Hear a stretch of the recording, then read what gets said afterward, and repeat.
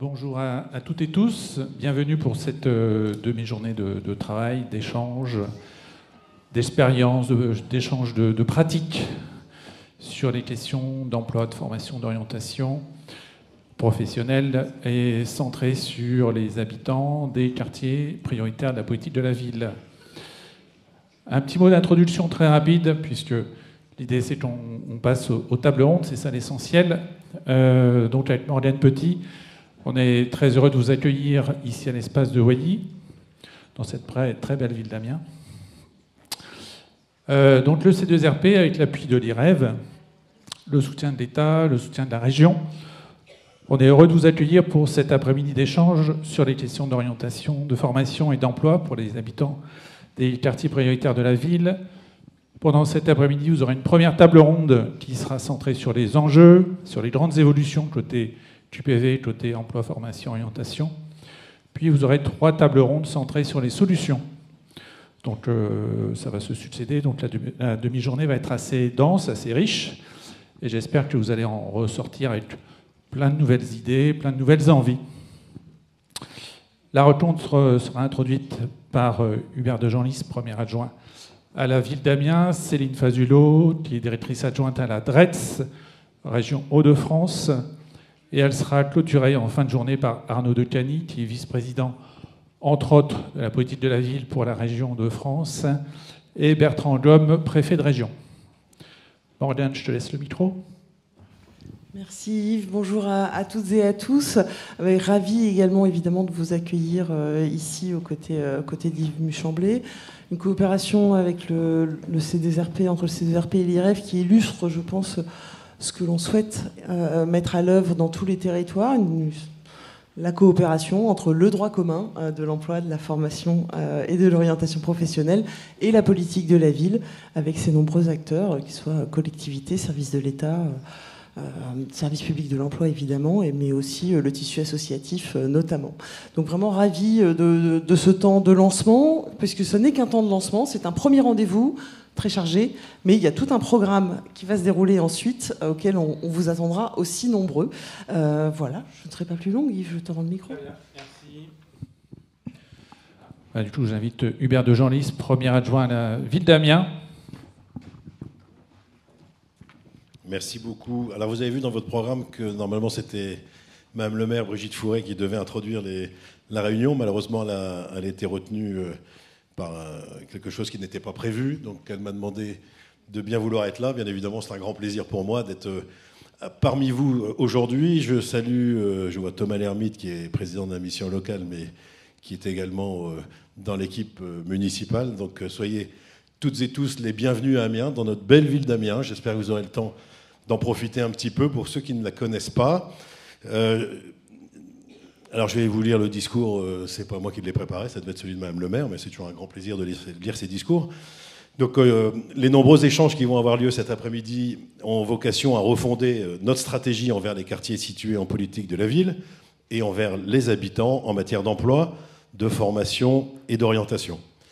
L'emploi, la formation et plus globalement l'attractivité économique d'Amiens représentent l'une des 3 grandes priorités du mandat, avec la transition écologique et la participation citoyenne. Bien que les chiffres du chômage se soient améliorés dans notre ville, certains quartiers d'Amiens, et en particulier ceux en politique de la ville, concentrent encore des difficultés dans ce domaine.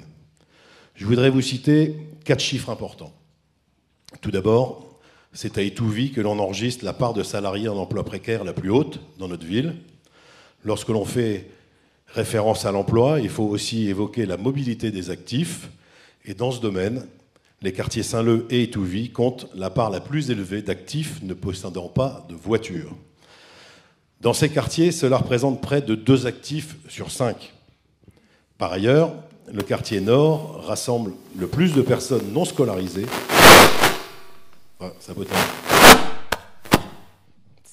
va venir. Donc le plus de personnes non scolarisées et disposant d'un bas niveau de formation. Cela concerne près de la moitié des habitants du quartier. Enfin, ce sont ces mêmes quartiers qui présentent les parts les plus élevées de jeunes actifs de 15-24 ans. Par exemple, cela concerne près de la moitié des jeunes dans le quartier Nord. Vous l'avez compris, les attentes et les besoins, en particulier des jeunes, dans le domaine de l'emploi, sont importants. C'est pourquoi je compte sur la participation de chacun et sur vos échanges au cours de cette rencontre pour trouver les solutions les plus adaptées en faveur d'une nouvelle dynamique pour l'emploi et la formation dans les quartiers en politique de la ville. De notre côté, notre équipe municipale est mobilisée avec l'aide des partenaires institutionnels et des associations pour redonner de la vie et de l'espoir à nos quartiers en politique de la ville. Je retiens notamment la participation des acteurs de terrain dans les appels à projets qui répondent aux attentes des habitants. Premier adjoint en charge de la sécurité, je suis soucieux des actions qui visent particulièrement le calme et la tranquillité. Je pense aux installations de vidéosurveillance dans les parties communes des logements collectifs et au recrutement de gardiens d'immeubles. Je veux également citer le projet de requalification du centre commercial à Pierre-Rollin, essentiel à la vie du quartier. L'accès à la santé avec la construction d'une nouvelle maison de santé dans le quartier Marivaux et bien évidemment les constructions de logements de qualité et esthétiques, notamment à Étouville et à Amiens-Nord, qui doivent réaliser l'harmonie entre le bâti ancien et nouveau. Les nombreux aménagements des espaces publics, comme la place du Colvert, qui sera entièrement végétalisée pour renforcer la qualité de vie des habitants. Je pourrais vous citer aussi les rénovations de logements qui participent à la réduction des factures énergétiques des familles. Vous le voyez, depuis plusieurs années, Amiens se transforme. Il est important de rappeler que notre cité ne saurait se résumer à son centre-ville. Amiens ne peut exister qu'avec l'ensemble de ses quartiers. Nos habitants attendent des idées qui découleront de vos échanges, des projets qui changent le visage de notre ville et améliorent l'accès à l'emploi dans nos quartiers. Ensemble, nous poursuivrons l'ambition d'écrire une nouvelle page de l'histoire de la ville. Je vous remercie pour votre attention. Merci, monsieur de Genlis. J'appelle Céline Fazulot, directrice adjointe à la DRETS Hauts-de-France.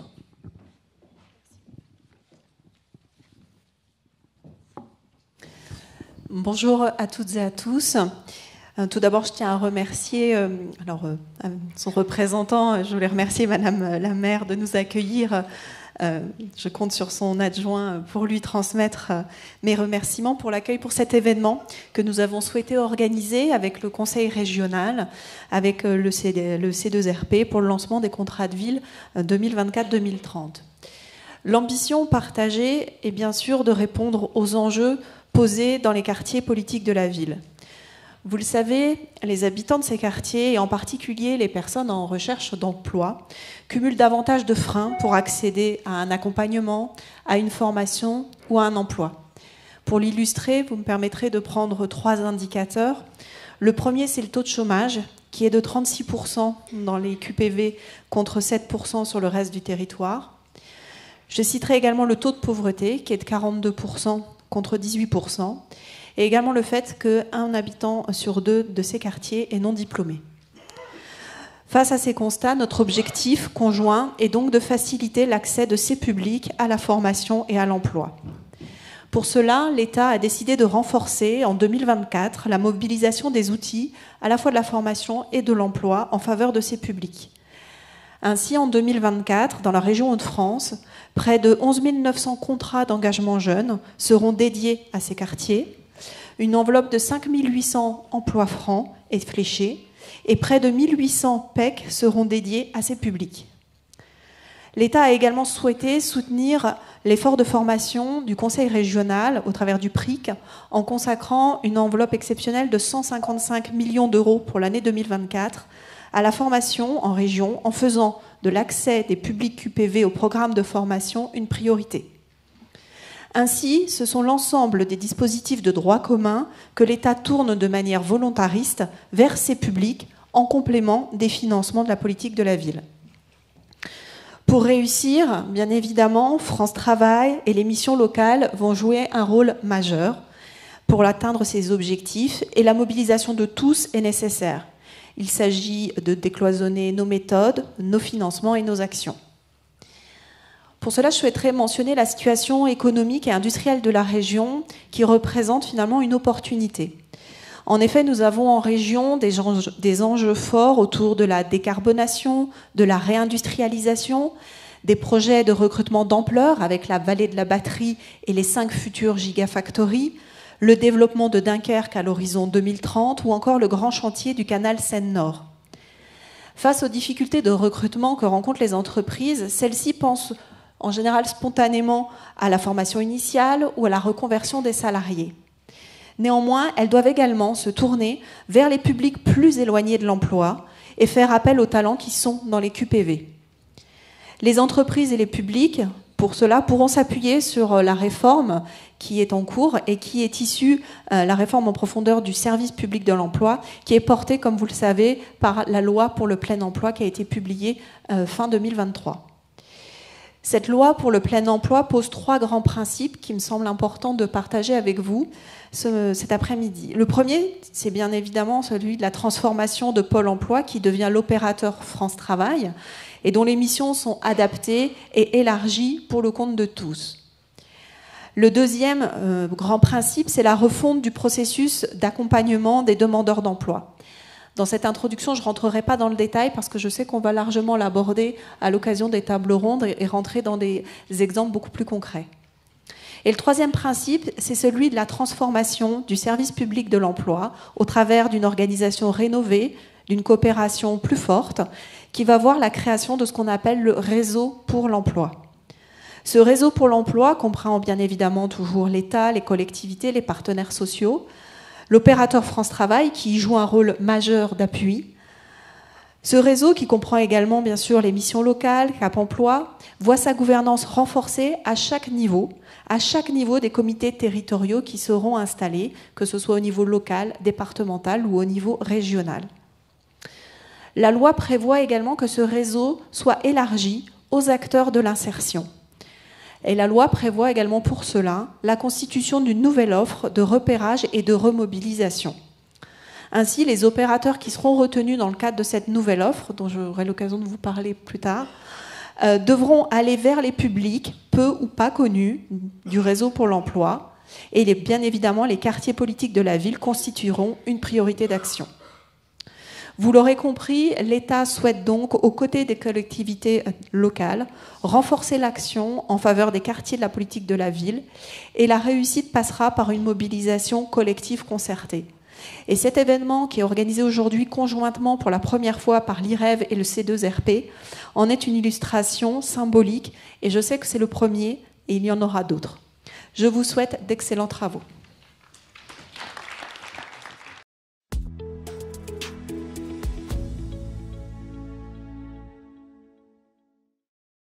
Si vous avez apprécié cette vidéo, abonnez-vous à notre chaîne, cliquez sur le bouton j'aime ou laissez-nous un commentaire. Et pour ne rien manquer des actualités du C2RP, suivez-nous sur LinkedIn.